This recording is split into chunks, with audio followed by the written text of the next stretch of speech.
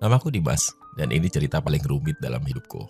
Tentang cinta dan pengkhianatan. Aku sudah 5 tahun pacaran dengan Laras. Kami seperti pasangan ideal. Dia dewasa, cerdas, penyayang. Bahkan orang tuaku sudah menganggap dia bagian dari keluarga. Tapi 3 bulan lalu, semua itu berubah. Hari itu, aku menemukan sesuatu di ponselnya. Bukan karena aku curiga, tapi karena dia meminta tolong membuka file di galeri. Dan tanpa sengaja aku melihat sebuah foto dia bersama pria lain. Tangannya digenggam, mereka tertawa, dan ada caption kecil, "With him, I feel alive." Dunia rasanya berhenti. Aku gak langsung marah, gak juga berteriak. Aku memilih diam, menatapnya, dan menunggu kejujuran. Dan Laras, dengan air mata yang gak bisa dia tahan, akhirnya mengaku. Dia selingkuh, tapi katanya dia masih cinta sama aku. Ironis bukan? Selingkuh tapi masih cinta.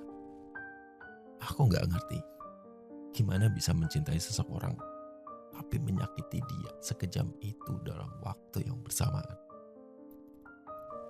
Tapi dia jelasin, kalau selama 1 tahun terakhir, kami terlalu sibuk dengan wacana masa depan, KPR, tabungan nikah, target karir, sampai kami lupa jadi manusia yang merasa. Dan di sela-sela kekosongan itu, dia bertemu Reza. Reza bukan pria sempurna, tapi dia hadir di saat Laras butuh tempat untuk merasa hidup. Dia membuat Laras tertawa lagi, rasa ringan, rasa dicintai tanpa beban. Aku gak pernah niat tinggalin kamu, Mas. Tapi aku juga gak bisa bohong, akulah jadi perempuan yang harus selalu kuat. Itu penjelasannya. Aku duduk terdiam, bukan karena aku membenarkan, tapi karena aku paham bahwa hubungan yang terlihat kuat kadang menyimpan retakan halus yang nyaris tak terlihat. Aku gak langsung pergi. Aku juga gak langsung memaafkan. Aku butuh waktu untuk marah, kecewa, dan bertanya, aku atau dia? Dan inilah bagian yang paling sulit. Ketika Laras memilih tetap bersamaku. Dia memutus Reza tanpa drama, tanpa sisa. Katanya, karena cinta sejatinya tetap padaku. Tapi yang tersisa padaku bukan cinta yang utuh lagi.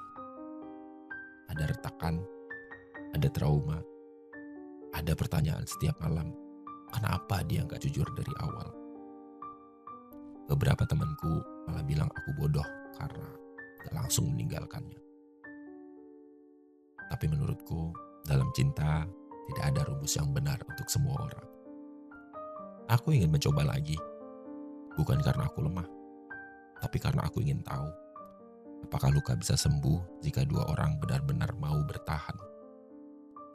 Kami mulai dari awal, dengan terapi pasangan, dengan malam-malam penuh percakapan jujur, dengan tangis, marah, pelukan, dan jeda. Dan pelan-pelan aku belajar sesuatu. Terkadang kesalahan tidak datang dari 1 orang saja. Kadang kita terlalu fokus menjaga struktur hubungan sampai lupa menjaga isinya. Cinta bukan cuma rencana masa depan, tapi juga perasaan hari ini.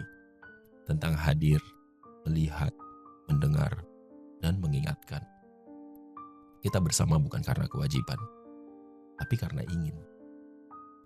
Hari ini aku masih bersama Laras, dan ya kadang aku masih takut. Tapi aku percaya orang bisa berubah, bukan karena tekanan, tapi karena kesadaran. Dia memilihku lagi, dan aku memilih untuk percaya sekali lagi.